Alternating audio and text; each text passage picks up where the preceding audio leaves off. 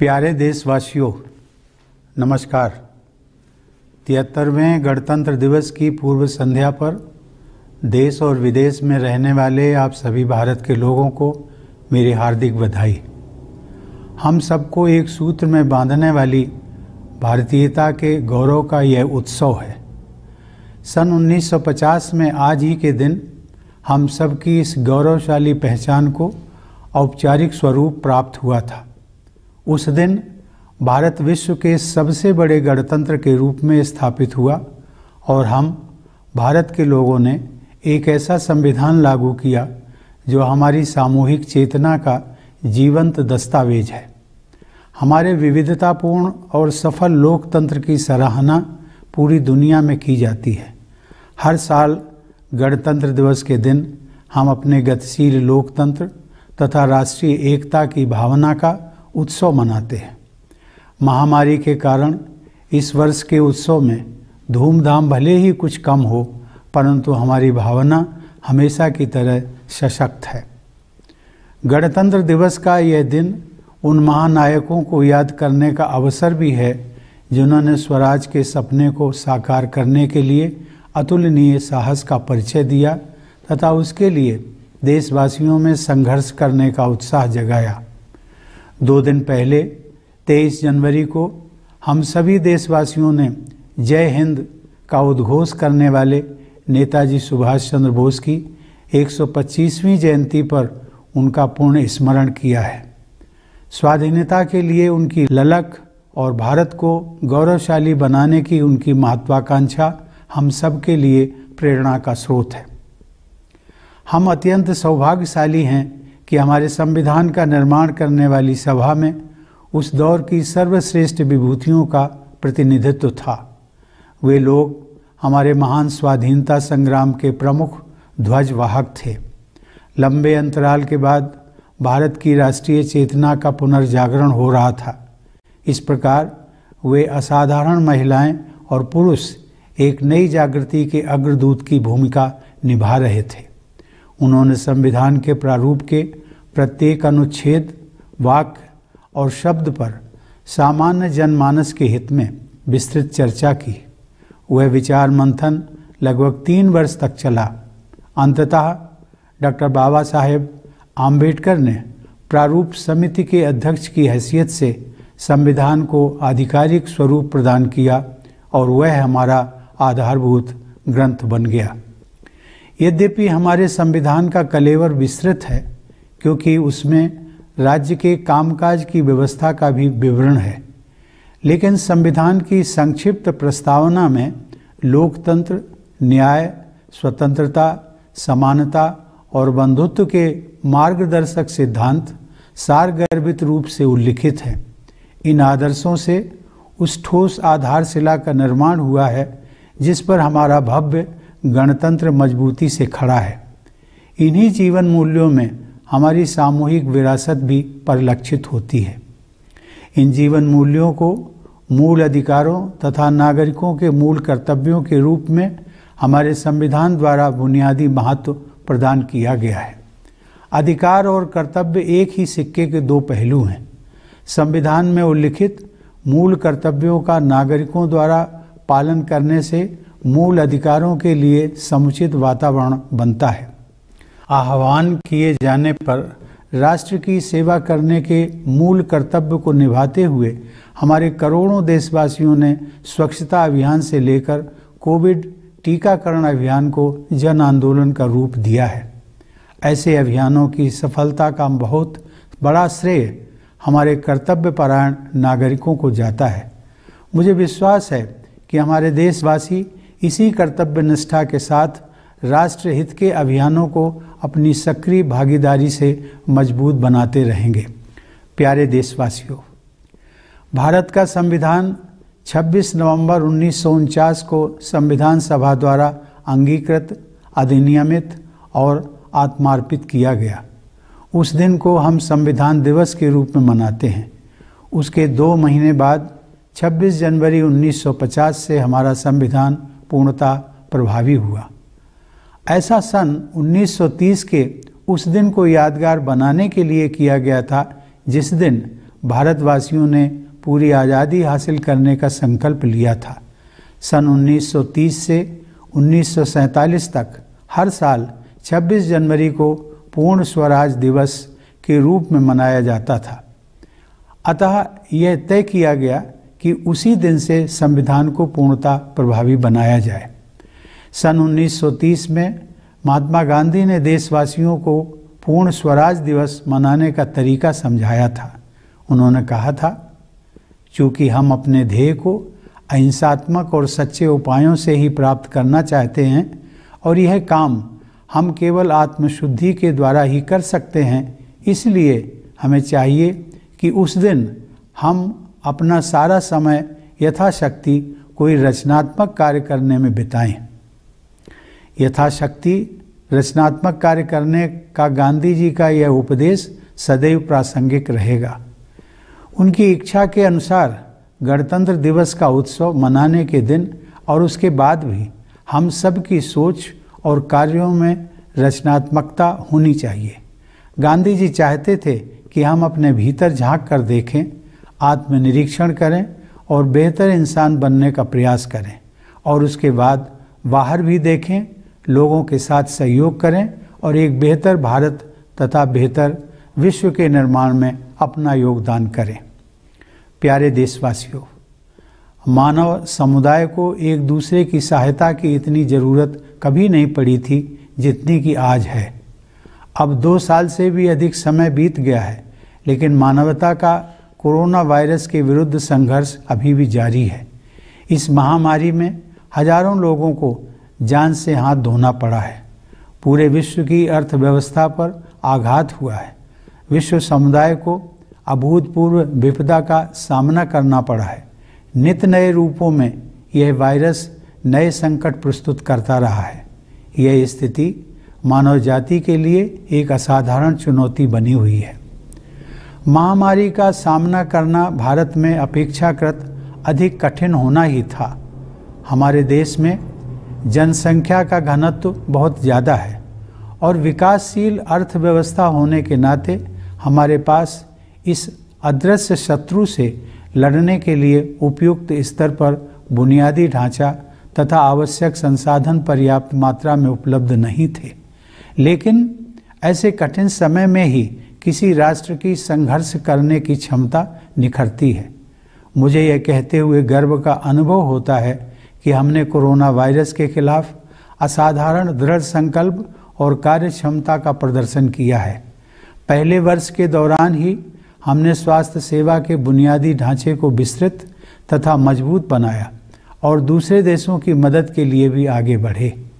दूसरे वर्ष तक हमने स्वदेशी टीके विकसित कर लिए और विश्व इतिहास में सबसे बड़ा टीकाकरण अभियान शुरू कर दिया। यह अभियान तेज गति से आगे बढ़ रहा है। हमने अनेक देशों को वैक्सीन तथा चिकित्सा संबंधी अन्य सुविधाएं प्रदान कराई हैं। भारत के इस योगदान की वैश्विक संगठनों ने सराहना की है। दुर्भाग्य से संकट की स्थितियां आती रही हैं, क्योंकि वायरस अपने बदलते स्वरूपों में वापसी करता रहा है। अनगिनत परिवार भयानक विपदा के दौर से गुजरे हैं।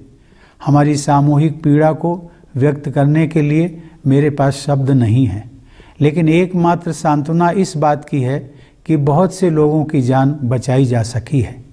महामारी का प्रभाव अभी भी व्यापक स्तर पर बना हुआ है, अतः हमें सतर्क रहना चाहिए और अपने बचाव में तनिक भी ढील नहीं देनी चाहिए।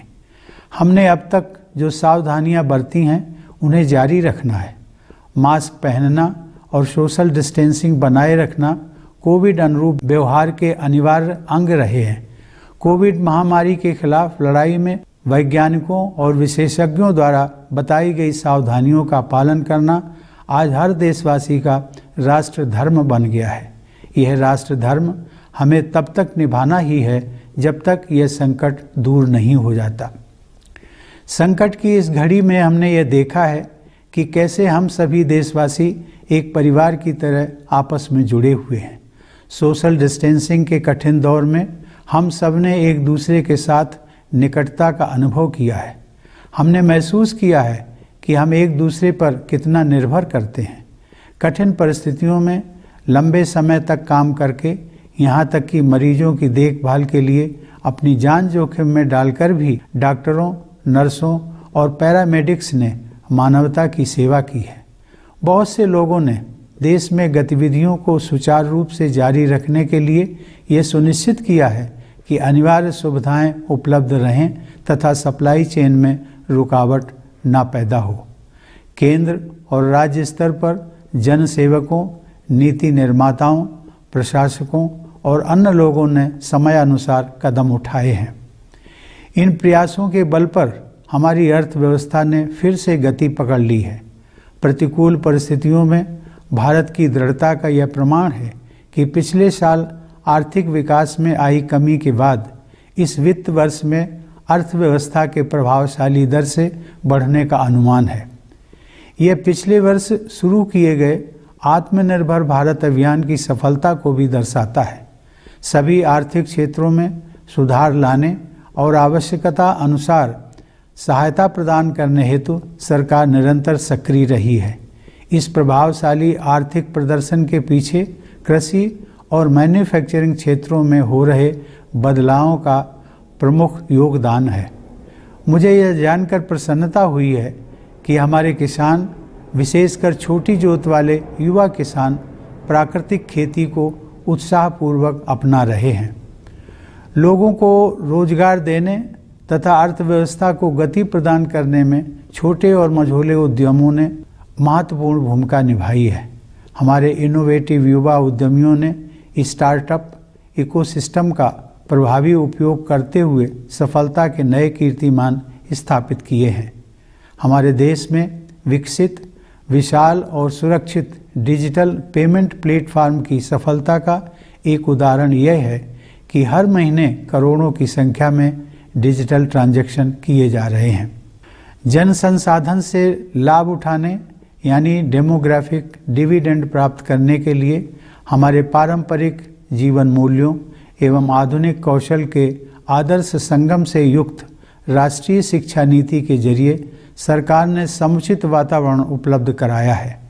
मुझे यह जानकर प्रसन्नता हो रही है कि विश्व में सबसे ऊपर की 50 इनोवेटिव इकोनॉमीज़ में भारत अपना स्थान बना चुका है। यह उपलब्धि और भी संतोषजनक है कि हम व्यापक समावेश पर जोर देने के साथ साथ योग्यता को बढ़ावा देने में सक्षम हैं। देवियों और सज्जनों, पिछले वर्ष ओलंपिक खेलों में हमारे खिलाड़ियों के शानदार प्रदर्शन से लोगों में खुशी की लहर दौड़ गई थी। उन युवा विजेताओं का आत्मविश्वास आज लाखों देशवासियों को प्रेरित कर रहा है। हाल के महीनों में हमारे देशवासियों द्वारा विभिन्न क्षेत्रों में अपनी प्रतिबद्धता और कर्मठता से राष्ट्र और समाज को मजबूती प्रदान करने वाले अनेक उल्लेखनीय उदाहरण मुझे देखने को मिले हैं। उनमें से मैं केवल 2 उदाहरणों का उल्लेख करूंगा। भारतीय नौसेना और कोचीन शिपयार्ड लिमिटेड की समर्पित टीमों ने स्वदेशी व अत्याधुनिक विमानवाहक पोत IAC विक्रांत का निर्माण किया है, जिसे हमारी नौसेना में शामिल किया जाना है। ऐसी आधुनिक सैन्य क्षमताओं के बल पर अब भारत की गणना विश्व के प्रमुख नौसेना शक्ति संपन्न देशों में की जाती है। यह रक्षा के क्षेत्र में आत्मनिर्भरता की ओर अग्रसर होने का एक प्रभावशाली उदाहरण है। इससे हटकर एक विशेष अनुभव मुझे बहुत हृदय स्पर्शी लगा। हरियाणा के भिवानी जिले के सुई नामक गांव में उस गांव से निकले कुछ प्रबुद्ध नागरिकों ने संवेदनशीलता और कर्मठता का परिचय देते हुए स्वप्रेरित आदर्श ग्राम योजना के तहत अपने गांव का कायाकल्प कर दिया है। अपने गांव यानी अपनी मातृभूमि के प्रति लगाव और कृतज्ञता का यह एक अनुकरणीय उदाहरण है।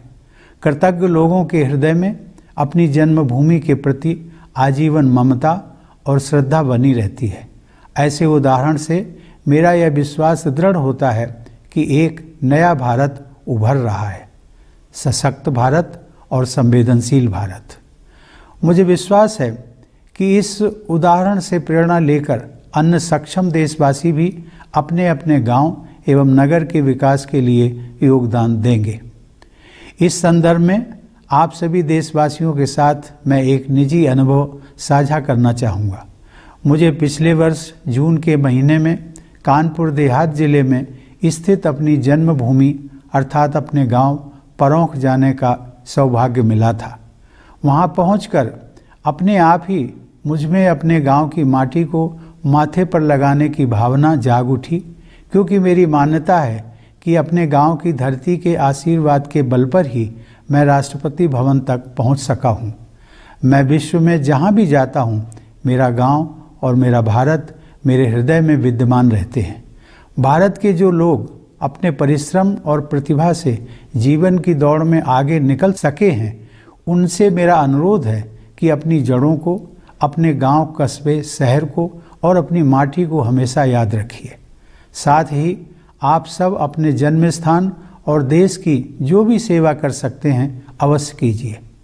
भारत के सभी सफल व्यक्ति यदि अपने अपने जन्म स्थान के विकास के लिए निष्ठापूर्वक कार्य करें तो स्थानीय विकास के आधार पर पूरा देश विकसित हो जाएगा। प्यारे देशवासियों, आज हमारे सैनिक और सुरक्षाकर्मी देश अभिमान की विरासत को आगे बढ़ा रहे हैं। हिमालय की असहनीय ठंड में और रेगिस्तान की भीषण गर्मी में अपने परिवार से दूर वे मातृभूमि की रक्षा में तत्पर रहते हैं।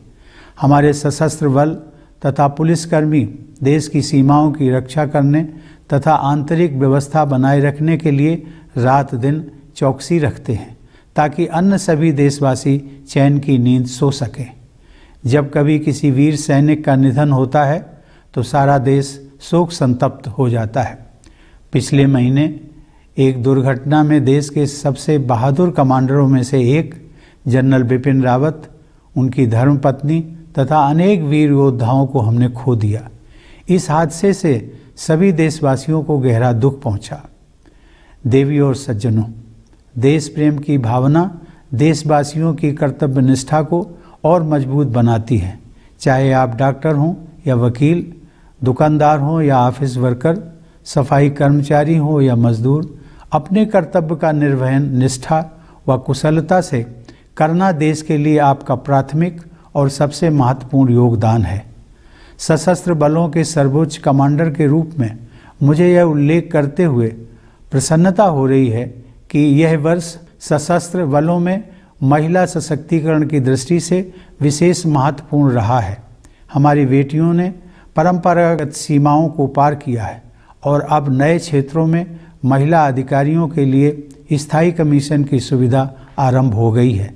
साथ ही सैनिक स्कूलों तथा सुप्रतिष्ठित नेशनल डिफेंस एकेडमी से महिलाओं के आने का मार्ग प्रशस्त होने से सेनाओं की टैलेंट पाइपलाइन तो समृद्ध होगी ही, हमारे सशस्त्र बलों को बेहतर जेंडर बैलेंस का लाभ भी मिलेगा। मुझे विश्वास है कि भविष्य की चुनौतियों का सामना करने के लिए भारत आज बेहतर स्थिति में है। 21वीं सदी को जलवायु परिवर्तन के युग के रूप में देखा जा रहा है और भारत ने अक्षय ऊर्जा के लिए अपने साहसिक और महत्वाकांक्षी लक्ष्यों के साथ विश्व मंच पर नेतृत्व की स्थिति बनाई है। निजी स्तर पर हम में से प्रत्येक व्यक्ति गांधी जी की सलाह के अनुरूप अपने आसपास के परिवेश को सुधारने में अपना योगदान कर सकता है। भारत ने सदैव समस्त विश्व को एक परिवार ही समझा है। मुझे विश्वास है कि विश्व बंधुत्व की इसी भावना के साथ हमारा देश और समस्त विश्व समुदाय और भी अधिक समरस तथा समृद्ध भविष्य की ओर आगे बढ़ेंगे। प्यारे देशवासियों, इस वर्ष जब हमारे देश की आज़ादी के 75 साल पूरे होंगे, तब हम अपने राष्ट्रीय इतिहास का एक महत्वपूर्ण पड़ाव पार करेंगे। इस अवसर को हम आज़ादी का अमृत महोत्सव के रूप में मना रहे हैं। मुझे यह जानकर प्रसन्नता हो रही है कि बड़े पैमाने पर हमारे देशवासी, विशेषकर हमारे युवा, इस ऐतिहासिक आयोजन में उत्साहपूर्वक भाग ले रहे हैं। यह न केवल अगली पीढ़ी के लिए बल्कि हम सभी के लिए अपने अतीत के साथ पुनः जुड़ने का एक शानदार अवसर है। हमारा स्वतंत्रता संग्राम हमारी गौरवशाली ऐतिहासिक यात्रा का एक प्रेरक अध्याय था। स्वाधीनता का यह 75वां वर्ष उन जीवन मूल्यों को पुनः जागृत करने का समय है जिनसे हमारे महान राष्ट्रीय आंदोलन को प्रेरणा मिली थी। हमारी स्वाधीनता के लिए अनेक वीरांगनाओं और सपूतों ने अपने प्राण न्यौछावर किए हैं। स्वाधीनता दिवस तथा गणतंत्र दिवस के राष्ट्रीय पर्व न जाने कितनी कठोर यातनाओं एवं बलिदानों के पश्चात नसीब हुए हैं। आइए गणतंत्र दिवस के अवसर पर हम सब श्रद्धापूर्वक उन अमर बलिदानियों का भी स्मरण करें। प्यारे देशवासियों, हमारी सभ्यता प्राचीन है, परंतु हमारा यह गणतंत्र नवीन है। राष्ट्र निर्माण हमारे लिए निरंतर चलने वाला एक अभियान है। जैसा एक परिवार में होता है, वैसे ही एक राष्ट्र में भी होता है कि एक पीढ़ी अगली पीढ़ी का बेहतर भविष्य सुनिश्चित करने के लिए कड़ी मेहनत करती है। जब हमने आज़ादी हासिल की थी, उस समय तक औपनिवेशिक शासन के शोषण ने हमें घोर गरीबी की स्थिति में डाल दिया था, लेकिन उसके बाद के 75 वर्षों में हमने प्रभावशाली प्रगति की है। अब युवा पीढ़ी के स्वागत में अवसरों के नए द्वार खुल रहे हैं। हमारे युवाओं ने इन अवसरों का लाभ उठाते हुए सफलता के नए प्रतिमान स्थापित किए हैं। मुझे विश्वास है कि इसी ऊर्जा, आत्मविश्वास और उद्यमशीलता के साथ हमारा देश प्रगति पथ पर आगे बढ़ता रहेगा तथा अपनी क्षमताओं के अनुरूप विश्व समुदाय में अपना अग्रणी स्थान अवश्य प्राप्त करेगा। मैं आप सभी को पुनः गणतंत्र दिवस की हार्दिक शुभकामनाएं देता हूं। धन्यवाद। जय Hind.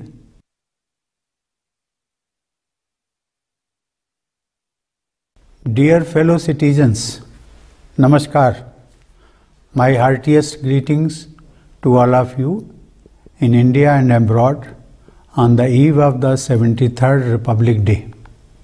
It is an occasion to celebrate what is common to us all, our Indianness. It was on this day in 1950 that this sacred essence of us all assumed a formal shape.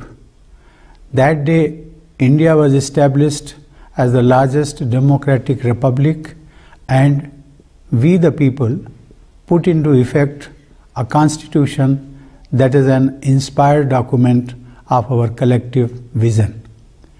The diversity and vibrancy of our democracy is appreciated worldwide. It is this spirit of unity and of being one nation which is celebrated every year as Republic Day. This year's celebrations may be muted due to the pandemic, but the spirit is as strong as ever. On this occasion, let us also remember the great freedom fighters who showed incomparable courage in their pursuit of the dream of Swaraj and fired up the people to fight for it. 2 days ago, on 23rd January, all of us observed the 125th birth anniversary of Netaji Subhash Chandra Bose, who had adopted the energizing salutation of Jai Hind. His quest for independence and his ambition to make India proud inspire all of us. We are immensely fortunate that the Constituent Assembly, which prepared the document, included some of the best minds of their generation. They were the leading lights of our great freedom struggle. After long years, the soul of India was reawakening, and these exceptional men and women were the harbingers of a new dawn. They discussed threadbare every article, every phrase, and every word on behalf of the people. The churning went on for close to 3 years. Eventually, it was Dr. Babasaheb Ambedkar who, as chairman of the drafting committee, prepared the final version that has become our founding document. While the text of the Constitution dealing with the details of the workings of the state is quite long, the preamble sums up its guiding principles: democracy, justice, liberty, equality, and fraternity. They form the bedrock on which our republic stands. These are the values that form our collective inheritance. These values have been accorded primacy in our Constitution in the form of fundamental rights and fundamental duties of the citizens. Rights and duties are two sides of the same coin.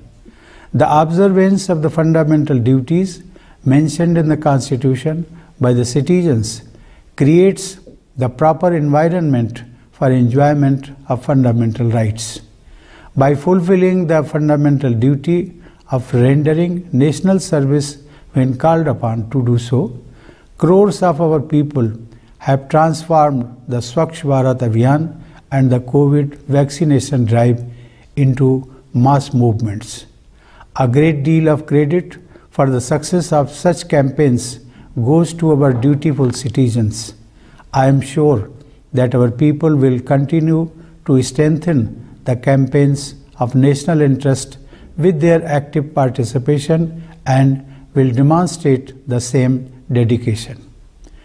The Constitution of India was enacted and adopted by the Constituent Assembly on 26 November 1949, which we now celebrate as Constitution Day. But it was made effective 2 months later. This was done to mark that day in 1930 when India resolved to win complete freedom. From 1930 to 1947, every year 26th January was celebrated as Purna Swaraj Day, and that was the day chosen to put the Constitution into force. Writing in 1930, Mahatma Gandhi had advised fellow citizens how Purna Swaraj Day was to be celebrated. He had said, and I quote, "Remember that since we desire to attain our end by non-violent and truthful means only, we can do so only through self-purification. We should therefore devote the day to doing such constructive work as lies in our power to do." Unquote. Needless to say, Gandhiji's advice is timeless. He would have liked us to celebrate the Republic Day in the same manner. He wanted us to look inside, introspect, and strive to become better human beings, and then also look outside, join hands with others, and contribute towards the making of a better India and a better world. Dear fellow citizens, the world has never been in so much need of help as now. It has been over 2 years now, and humankind is still battling with the coronavirus. Hundreds of thousands of lives have been lost, and the world economy has been reeling under the impact. The world has suffered from unprecedented misery, and surge after surge of new variants have been posing new crises. It has been an extraordinary challenge to humankind. The pandemic management was bound to be all the more difficult in India. We have high population density, and as a developing economy, we did not have the level of resources and infrastructure needed to battle this invisible enemy. But it is only in such difficult times that the resilience of a nation shines forth. I am proud to say that we have shown an unmatched resolve against the coronavirus. In the first year itself, we raised the healthcare infrastructure and also reached out to help others. By the second year, we had developed indigenous vaccines and launched the world's biggest vaccination drive in history. The vaccination drive is progressing at a quick pace in our country. During the pandemic, we have reached out to several other countries with vaccines and other medical help. This contribution by India has been appreciated by international organizations. There have been setbacks, unfortunately, as the virus makes a comeback with new mutations. Countless families have gone through a harrowing time. There are no words to express our collective trauma. The only saving grace is that many lives could be saved. As the pandemic is still widespread, we must remain alert and not let our guard down. The precautions we have taken till now have to be continued. Wearing masks and maintaining social distancing have been essential parts of COVID-appropriate behavior. In the fight against the COVID pandemic, it has now become a sacred national duty of every citizen to follow the precautions suggested by our scientists and experts. We have to discharge this duty till the crisis is behind us. A time of crisis has also made us appreciate how we all Indians are connected as one family. The time of social distancing has brought us close to each other. We have realized how much we depend on each other. Doctors, nurses, and paramedics have risen to the challenge, working long hours in difficult conditions, even at the risk of their lives, to attend to patients. Others have kept the nation moving, managing supply chains and utilities. The leadership, policymakers, administrators, and others at the central and state levels have made timely interventions. Due to such interventions, the economy is on the move again. It is a testimony to India's spirit in the face of adversity that the economy is projected to grow at an impressive rate in this fiscal after going through contraction last year. This shows the success of the Atmanirbhar Bharat Abhiyan launched in the previous year. The government has shown relentless focus on reforming every economic sector and providing a helping hand wherever necessary. The impressive economic performance is made possible due to improvement in the agriculture and manufacturing sectors. I am happy to note that our farmers, especially young farmers with small holdings, are enthusiastically adopting natural farming. Small and medium enterprises have played an important role in providing employment to people and imparting impetus to the economy.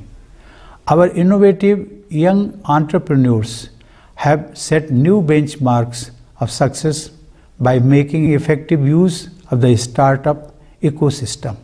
It is a testimony to the success of our country's massive and robust digital payment platform that millions of digital transactions are being done every month. To reap the demographic dividend, the government has created the right environment with the national education policy that makes a perfect blend of traditional values and modern skills. It is gratifying to note that India has found a place among the top 50 innovative economies. It is all the more satisfying to note that we have been able to promote merit while also stressing upon all-round inclusion. Ladies and gentlemen, in the past year, our sports persons also brought cheers as they made their mark at the Olympics. The self-confidence of these young champions inspires millions today. In the recent months, I have witnessed remarkable examples of our people strengthening the country and the society through their commitment and action in diverse areas. However, I will mention only two such instances. The dedicated teams of the Indian Navy and Cochin Shipyard Limited have built an indigenous state-of-the-art aircraft carrier IAC Vikrant, which is to be inducted into our Navy. Due to such modern military capabilities, India is now counted among the world's leading naval powers. This is an impressive example of moving towards self-reliance in the field of defense. Apart from this, I found one special experience very touching. In a village called Sui in Bhiwani district of Haryana, some enlightened citizens who belong to that village have transformed the village under the Swaprerit Adarsh Gram Yojana, demonstrating sensitivity and diligence. This example of expressing affection and gratitude for one's village or native land is worth emulating. There remains lifelong love and reverence for their native land in the hearts of grateful people. This example strengthens my belief that a new India is emerging, a strong India and a sensitive India. Sashakt Bharat, Samvedansheel Bharat. I am sure that taking inspiration from this example, other resourceful people will also contribute for the development of their villages and cities. In this context, I would like to share a personal experience with all of you. I had the privilege of visiting my birthplace, that is my village Paronk, at Kanpur, Dehat district in the month of June last year. On reaching there, I naturally felt the urge to express respect for the sacred soil of my village and applied it on my forehead, because I believe that I have been able to reach Rashtrapati Bhavan only due to the blessings of my village. Wherever in the world I may be, my village and my country remain in my heart. I request the people of India who are successful in life due to their hard work and talent to always remember their roots, their village, town or city. Also, all of you must serve your place of birth and your country in whatever way you can. If all the successful people of India work sincerely for the development of their birthplaces, then the whole country will benefit from the outcome of such local development. Dear fellow citizens, today it is our soldiers and security personnel who carry on the legacy of national pride. In the unbearable cold of the Himalayas and in the excruciating heat of the desert, far away from their families, they continue to guard the motherland. It is thanks to the constant vigil of the armed forces securing our borders and the police personnel maintaining internal security within the country that their fellow citizens enjoy peaceful life. When a brave soldier dies on duty, the entire country feels sad. Last month, in an unfortunate accident, we lost one of the bravest commanders of the country, General Bipin Rawat, his wife, and many brave soldiers. The entire country was deeply saddened by the tragic loss. Ladies and gentlemen, patriotism strengthens the sense of duty among citizens. Whether you are a doctor or a lawyer, a shopkeeper or office worker, a sanitation employee or a laborer, doing one's duty well and efficiently is the first and foremost contribution you make to the nation. As the Supreme Commander of the Armed Forces, I am glad to note that it has been a watershed year for women empowerment in the armed forces.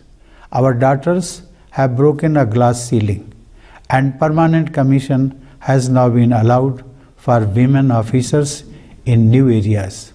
Also, the talent pipeline for the forces will be strengthened with women coming through Sainik schools and the prestigious National Defence Academy. Consequently, our armed forces will benefit from better gender balance. I am confident that India is better placed today to meet the challenges of the future.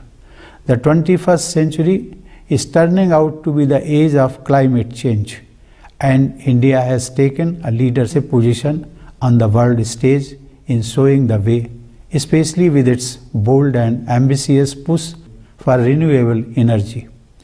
At the individual level, each one of us can remember Gandhiji's advice and help improve the world around us. India has always considered the whole world as one family. I am sure that inspired by this spirit of universal brotherhood, our country and the entire global community will move towards a more equitable and prosperous future. Dear fellow citizens, this year India will cross a milestone when it completes 75 years of independence. We are celebrating this occasion as Azadi Ka Amrit Mahotsav. It is heartening to note that our people, especially youngsters, are participating enthusiastically in a variety of events and programs organized to commemorate the landmark year. It is a great opportunity for not only the next generation but all of us to reconnect with our past. Our freedom struggle was an inspiring chapter in our splendid saga. In this 75th year of independence, let us rediscover the values that animated our glorious national movement. Many men and women laid down their lives for our freedom. Our freedom fighters have suffered unimaginable torture and made countless sacrifices for us to enjoy the festivals of Independence Day and Republic Day. Let us gratefully recall their immortal sacrifices on the occasion of Republic Day. Ladies and gentlemen, India is an ancient civilization but a young republic. For us, nation building is a constant endeavor. As in a family, so in a nation. One generation works hard to ensure a better future for the next generation. When we won independence, the exploitation of colonial rule had left us in utter poverty. But in 75 years, we have made impressive progress. New opportunities await the next generation. Our youth have taken advantage of these opportunities and set new benchmarks of success. I am sure that with this energy, confidence and entrepreneurship, our country will continue to march ahead on the path of progress and will definitely secure its rightful place, befitting its potential in the global community. I once again wish all of you a happy Republic Day. Thank you. Jai Hind.